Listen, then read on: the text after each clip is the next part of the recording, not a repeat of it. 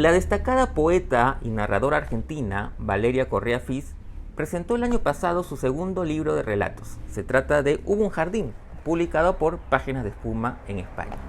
Se trata de un interesantísimo libro de relatos donde sobrevuelan temas como el pasado, la memoria, la culpa. Justamente sobre este interesantísimo libro conversé con Valeria vía Zoom, ella desde España, donde radica ya desde hace varios años. Pero antes quiero recordarles, sigamos leyendo. Las librerías funcionan ya de manera presencial y yo quiero recomendarles la librería Placeres Compulsivos. La librería Placeres Compulsivos la pueden encontrar en Sucre 407 Barranco. Ahí justamente pueden encontrar el libro Hubo un jardín de Valeria y también su libro anterior La condición animal. Ahora bien, sin más preámbulos, lo dejo con la entrevista a Valeria Correa Fis aquí en Letra Capital.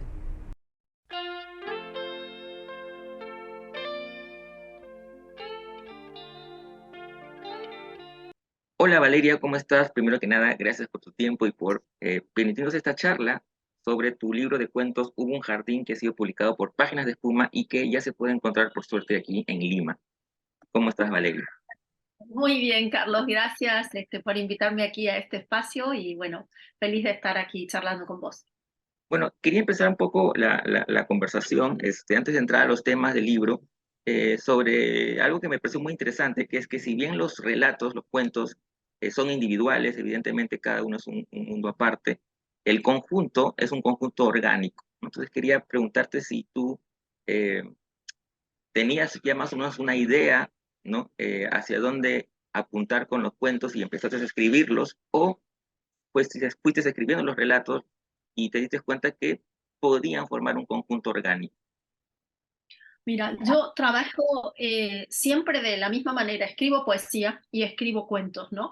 Y yo escribo y cuando tengo mucho material reunido, repaso eso que está allí dentro y entonces empiezo a encontrar vínculos, de suerte tal que, como bien decís vos, cada cuento es un universo o un mundo independiente, pero que de alguna manera encuentra su eco en el cuento siguiente, ¿no?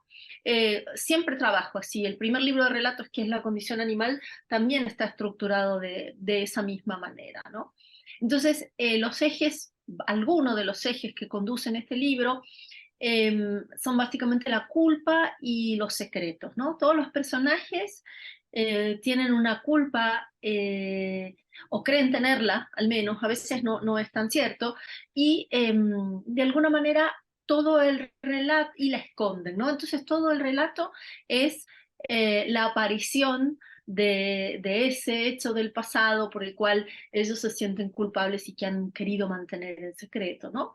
Otro de los ejes es evidentemente que todos los personajes recuerdan un punto de su infancia o adolescencia donde pierden la inocencia, ¿no? De ahí la idea del jardín, que está en el título, como ese espacio, sabes, de orden y cuidados, porque el jardín es un espacio racional, que si uno abandona, ¿no? Deviene selva o desierto, depende de dónde esté emplazado, pero también, claro, la figura del jardín, desde el punto de vista literario, está cargado de simbología, ¿no? Desde ese jardín primero, del jardín del Edén, que por la culpa, por algo que hicimos en secreto, ¿no? Fuimos expulsados. Entonces, bueno, ese también es otro de los ejes que tiene el libro.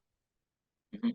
Sí, justamente yo quería preguntarte sobre eso, porque eh, cuando leí el libro, pensaba justamente en esto de que los cuentos, eh, los personajes, de alguna manera eh, recuerdan siempre un acontecimiento, un hecho del pasado, ¿no? Y ese hecho del pasado de alguna manera está cargado de culpa, ¿no? Esa es la sensación que me dio, que justamente es la que tú mencionas, ¿no? Y muchos de esos hechos del pasado están vinculados con la infancia o la adolescencia, ¿no es cierto? Pienso por ahí, se me vienen ahorita a la mente un cuento, creo que es el primero, en el que el narrador recuerda a un amigo niño que dejan encerrado en un frigorífico, ¿no? Y obviamente es un cuento que está narrado muchos años después, ¿no? Y ese recuerdo está embargado por la culpa, ¿no? Y así van apareciendo muchos cuentos, ¿no? Eh, por ejemplo, eh, acá los tengo apuntados, para no olvidarme. Eh,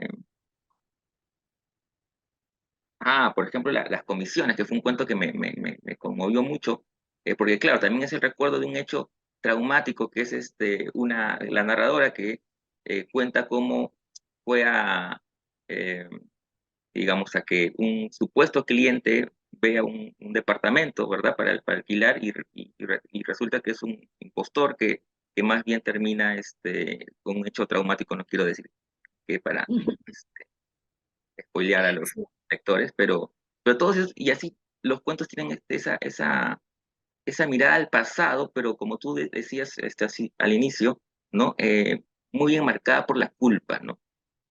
sí. A veces más evidente, a veces menos evidente, pero que está ahí sobrevolando. Sí, bueno, porque creo, ¿no? Que la culpa es un sentimiento bastante común en nuestra cultura occidental, ¿no? Probablemente nos cargamos de culpas que no nos corresponden y gente que debería sentirse culpable no se siente responsable para nada, ¿no? También hay un montón de personajes en cada uno de los cuentos, ¿no? Que a veces el narrador es quien se siente culpable, pero yo dejo abierto al lector que se pregunte, ¿no? Si de verdad esa persona es culpable o a veces, yo qué sé, el culpable es el propio que se mete en el lío, ¿no?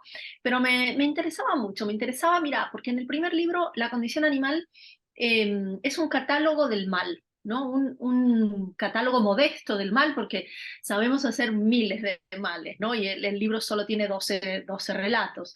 Y empieza con un cuento donde el mal se produce en el seno de una pareja, ¿no? Sus engaños y sus cuitas amorosas. Y el último cuento, ese es un libro que yo escribí en el 2014, y el último cuento es una pandemia. Un poco, ¿sabes? Para hablar del daño ecológico. Bueno, resultó ser oracular, ¿no? Lamentablemente, pero había trabajado tanto sobre la idea del mal que en este segundo libro quise trabajar sobre cuando uno recibe ese mal, ¿no? O cuando uno es testigo de ese mal. Ya no tanto ese catálogo, ese inventario de males, sino un poco más fijarme en los sujetos, ¿no? Activos y pasivos del mal. Y bueno, ese es un poco, creo yo también, son libros un poco espejos, ¿no? En ese sentido. Ujú. Sí, justamente esa era otra de las cosas que había advertido en mi lectura, ¿no? Que es que con la culpa también está el tema del mal, ¿no? Personajes que son víctimas en algunos casos, ¿no? En otros incluso podríamos pensar en victimarios, eh, y, en, y en otros incluso yo me animaría a pensar que hay una especie de, no sé si ambigüedad sea la palabra, ¿no? Pero pienso, por ejemplo, en el cuento del cartero, del viejo cartero, ¿no? Que de repente empieza a escribir cartas a una mujer eh, para evitarle la pena, y uno se comienza a cuestionar si ese acto no también es un acto de maldad de alguna manera, porque le estás dando esperanzas falsas a alguien, ¿no? Sí. Eh, A mí me gusta, ¿sabes? Me interesa esto que decís, Carlos, porque no me gusta sacar conclusiones. O sea, a mí lo que me gusta a la hora de escribir es que mis cuentos hagan preguntas, cuenten una situación y claro que está sesgada, ¿no? Por la voz narradora esa situación, pero como intervienen un montón de personajes, yo creo que cualquier lector se da cuenta de cuando una persona, como decís vos, ¿no? El cartero de un amor imaginario, por hacer un bien, puede terminar haciendo un mal, y quien se considera artífice del mal, quizás no es el artífice directo, simplemente un testigo, ¿no? Entonces, la idea es no hacer un libro panfletario, ¿no? Que señale a justos y malos, sino más bien un libro que haga preguntas, ¿no? Un libro que nos sirva para colocarnos en el lugar de esos personajes y plantearnos, ¿yo qué haría? ¿No? A mí me gusta siempre decir que la literatura es uno de los ejercicios hipotéticos de empatía más grande que hay, ¿no? Porque uno lee y por lo menos eso es lo que yo quiero, ¿no? Con mis historias o lo que me gustaría, que la gente lea y diga, pero a ver, yo si yo estuviera ahí no haría esto, ¿no? O si estuviera ahí haría esto otro. Y en ese sentido, creo que el libro deviene político, ¿no? Porque al uno plantearse qué haría yo en esa situación, está teniendo como una injerencia dentro de la historia, ¿no? Eh, si todo sale muy bien, podríamos decir hasta que la literatura proyecte esa ética, esa política por fuera de nuestras vidas, ¿no? Y si no, queda al menos como un ejercicio intelectual. Ujú. Eh, También pensaba en esto de la, digamos, la erupción del mal a partir de un acontecimiento, de una decisión de los personajes, eh, que tiene que ver con la culpa de la que hablábamos.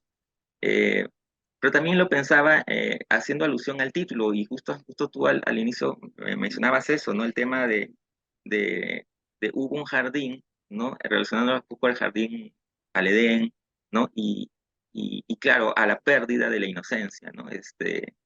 Hubo un jardín, ¿no? Hubo un momento de, digamos, de paraíso, y que luego algo se rompe, ¿no?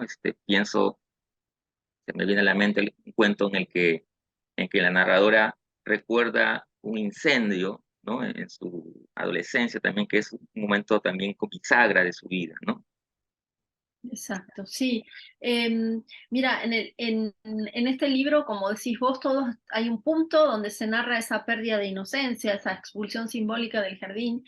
Y creo yo también que porque este libro lo escribí en unos años donde yo tengo dos hijas, que son gemelas, y dejaron de ser niñas y están en esta preadolescencia, ¿no? Tienen 13, 14, casi 14 años. Y creo yo que de alguna manera eso me produjo a mí un doble movimiento, ¿no? Por una parte, un movimiento que creo que es el de todo padre o de toda madre, que es preocuparse por cómo será lo que venga, ¿no? Para sus hijos, ¿no? Pero también te hace como una especie de movimiento, ese sería como un movimiento hacia adelante y te hace hacer un movimiento hacia atrás, ¿no? Donde vos te preguntás cómo eras vos, cómo fue tu pasaje, ¿no? Entonces, de alguna manera también me divertía explorar eh, a través de distintos personajes, ¿no? De distintas extracciones sociales, porque hay gente adinerada, gente muy, muy pobre, gente con pocos recursos de educación, hombres, ¿no? Porque también me gusta mucho jugar a desplazarme también del género.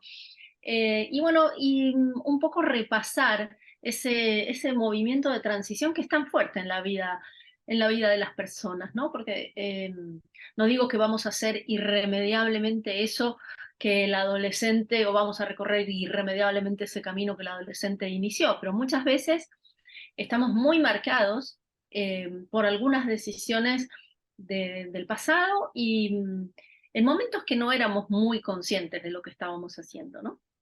Ujú. Y hablando de decisiones, pensaba también en, digamos, decisiones de escritura. eh, y todos los cuentos están narrados en primera persona.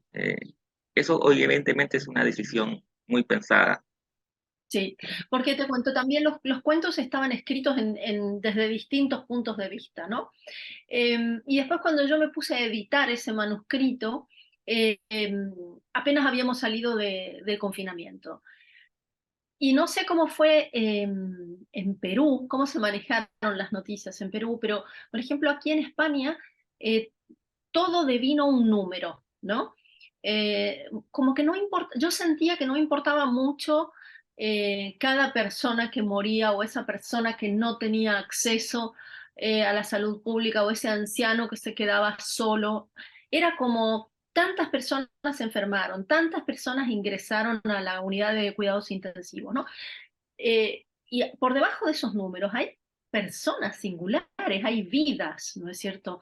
Entonces, me puse a pensar y digo, claro, estamos en una época donde supuestamente todo es muy individualista, pero a la vez el tratamiento que recibimos del sistema es, somos un número, una cuota de mercado, una fracción de votantes, un número de muertos, ¿no?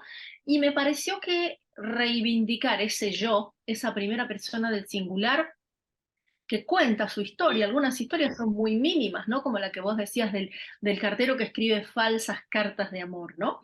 Que podría perderse, digamos, dentro de la magnitud de las grandes historias. Pero me parecía interesante rescatar esas voces singulares es una suerte de homenaje y de decir, cada uno de nosotros somos importantes, cada una de nuestras historias cuenta, más allá de si votamos a la izquierda o al centro, ¿no? O sea, importamos, cada uno de nosotros, ¿no? Y bueno, esa era un poco la idea, además de que me servía mucho para poner en práctica, dejar más evidente, podríamos decir, la idea de la culpa y sobre todo la del secreto, ¿no? Porque uno a través de las historias puede ver cómo los personajes manipulan para ocultar, ¿no? Manipulan la historia para ocultar, que a mí es algo que me divierte mucho pensar que todos somos el secreto de alguien, ¿no? Lo digo siempre porque pienso, nos odian en secreto, hay gente que nos admira en secreto, nosotros amamos, detestamos en secreto, ¿no? Entonces, el mundo está compuesto también por una faz visible y un montón de impulsos y deseos oscuros y ocultos. Hablando de eso, de ocultar los secretos, también pensaba en la misma escritura, ¿no? Y pensaba que me venía a la mente un cuento, del que voy a mencionar solamente lo superficial para no spoilear, pero donde hay una adolescente en un bar, ¿no? Que va contando lo que va viendo, ¿no? Frente al bar, un departamento, una mujer, ¿no? A la que un hombre está abandonando, ¿no? Y claro, al final nos enteramos quién era, ¿no? Y tiene que ver justamente con los secretos, con lo que uno quiere ocultar.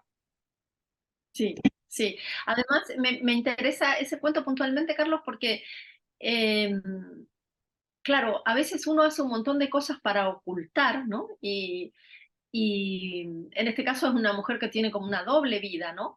Pero sin que ella lo sepa, todo el barrio habla por lo bajo de su vida, ¿no?